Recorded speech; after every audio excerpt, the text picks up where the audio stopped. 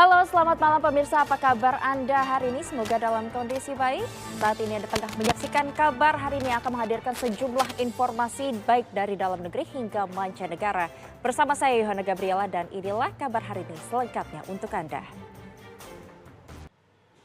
Petugas kepolisian memeriksa kendaraan yang hendak masuk dan keluar dari Ponpes Al Zaitun.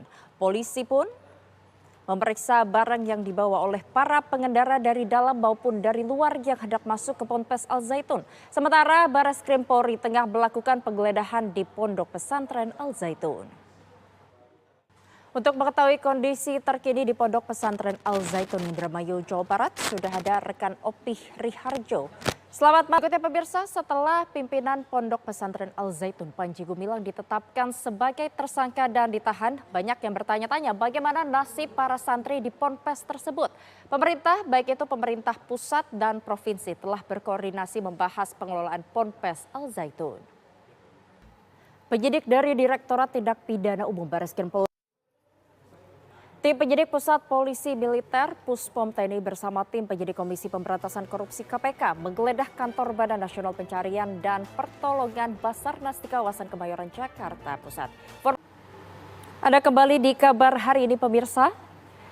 Tim penyidik Pusat Polisi Militer Puspom TNI bersama tim penyidik Komisi Pemberantasan Korupsi KPK menggeledah kantor Badan Nasional Pencarian dan Pertolongan Basarnas di kawasan Kemayoran, Jakarta Pusat. Panglima TNI Laksamana Yudo Margono menegaskan bahwa tidak ada impunitas dalam proses hukum korupsi Basarnas yang menyeret anggota TNI. Menko Polhukam Mahfud MD mendatangi Rumah Sakit Polri Kramat Jati, Jakarta Timur untuk menjenguk Sultan Rifaat Al-Fatih, korban terjerat kabel fiber optik di kawasan Jakarta Selatan. Mahfud MD berharap korban dapat cepat pulih agar bisa kembali melakukan aktivitasnya. Seorang mahasiswa Universitas Indonesia dibunuh kakak tingkatnya sendiri. Korban ditemukan di kamar indekos terbungkus plastik sampah dengan luka tusuk di bagian dada. Untuk ketiga kalinya, 10 pelat baja pijakan jembatan penyeberangan orang di Jalan Dan Mogot kilometer 12 Cengkareng, Jakarta Barat kembali dicuri. Kabar Hari Ini masih akan hadirkan sejumlah informasi lainnya. Tetaplah bersama kami usai jeda berikut. Terima kasih Anda kembali di Kabar Hari Ini. Ketua Umum Partai Golkar Erlangga Hartarto melakukan pertemuan dengan politikus senior Partai Golkar Yusuf Kala di Hotel Dharma Wangsa Kebayoran Baru, Jakarta Selatan. Prabowo Subianto memimpin rapat pleno untuk kesepakatan pembelian alutsista. Sementara Anies Baswedan berkunjung ke pameran kecantikan Jakarta. Selain itu, Ganjar Pranowo menerima hasil bumi dari warga saat kunjungan kerja ke wilayah Boyolali. Manuver pendukung kandidat Capres semakin gencar dilakukan menjelang Pilpres 2024. Mereka saling gelar kegiatan simpatik demi mempromosikan Capres idolanya. Diduga karena korsleting listrik, sebuah pasar sayur bayur dan sembako Pasar Sadang Serang di Kota Bandung, Jawa Barat terbakar pada Jumat malam. Informasi selengkapnya kami hadirkan saat lagi usai jeda berikut.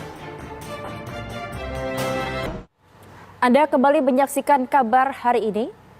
Diduga karena korsleting listrik, sebuah pasar sayur mayur dan sembako Pasar Sadang Serang di Kota Bandung, Jawa Barat terbakar pada Jumat malam. Untuk memadamkan api, petugas dan warga berjibaku, bahkan api masih terus dipadamkan oleh petugas Dinas Kebakaran dan Penanggulangan Bencana Kota Bandung. Pesawat Smart Air PKSNB tergelincir saat mendarat di Bandara Kenyam, Kabupaten Duga, Papua, Pegunungan pada Jumat pagi. Tidak ada korban jiwa, namun pesawat mengalami kerusakan. Tradisi turun-temurun gawai Dayak kembali ditampilkan warga Dayak setelah masa panen padi. Warga desa adat Tunjuk, Kabupaten Tabanan, Bali memiliki tradisi unik setiap menjelang. Kabar Hari Ini masih akan hadirkan sejumlah informasi lainnya. Tetaplah bersama kami usai jeda. Terima kasih Anda masih bersama kami pada Kabar Hari Ini. Pemirsa, upaya evakuasi dan penanganan banjir terus dilakukan di wilayah utara Cina.